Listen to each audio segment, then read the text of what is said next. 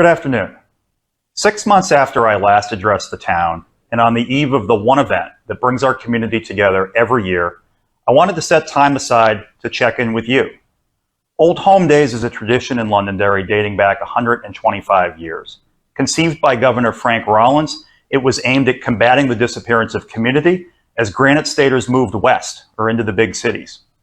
The idea was that an annual reunion with those who had moved away would reinvigorate a sense of community and serve as a reminder of what makes New Hampshire special. Today we face similar challenges, although the issue is no longer population loss, but the opposite. Many residents believe we are growing too quickly.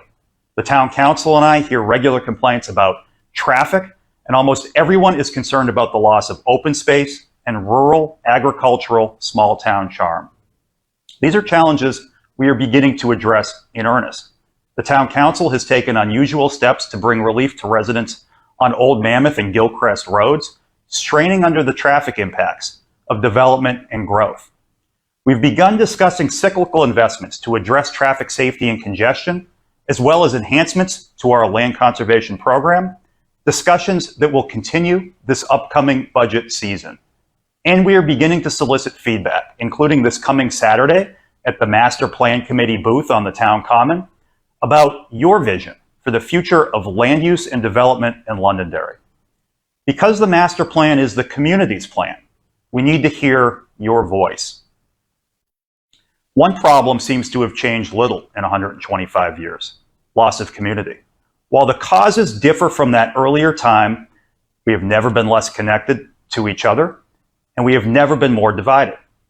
Declining civic engagement, weaker institutions, political polarization, social media, these are some, but by no means the only factors that have led us to this difficult moment.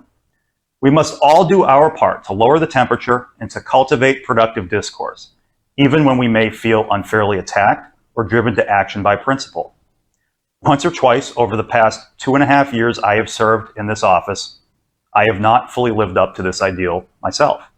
I have come to realize that in this fraught time, it is my duty as town manager to do everything I can to keep the temperature down and bring people together, and to provide as much candid information as possible about what we're doing so that you can come to your own conclusions.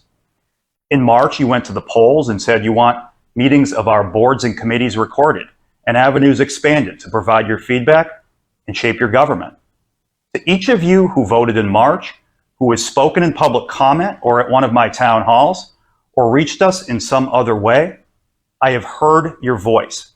That's why I've been holding town halls, answering questions unscripted, visiting local businesses, attending more community events like concerts on the Common, and hearing all of your feedback.